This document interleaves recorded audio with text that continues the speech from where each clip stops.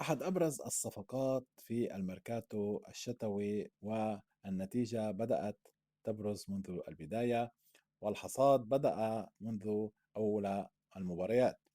طبعا النجم سيمينيو اللاعب الغاني في صفوف بورنموث الذي انتقل إلى مانشستر سيتي مقابل 62 مليون يورو بداية، وفي مباراة كأس الاتحاد الإنجليزي سجل في مرمى إكستر سيتي، ومن ثم طبعا يسجل في مرمى نيوكاسل يونايتد في كأس الرابطة الإنجليزية في الدور النصف نهائي، في ذهاب الدور النصف نهائي وعلى ملعب سان جيمس بارك.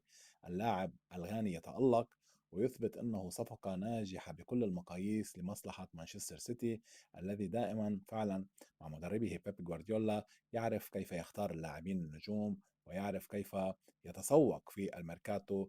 وهذا أبرز دليل، فعلا صفقة ناجحة بكل المقاييس لأزرق مانشستر.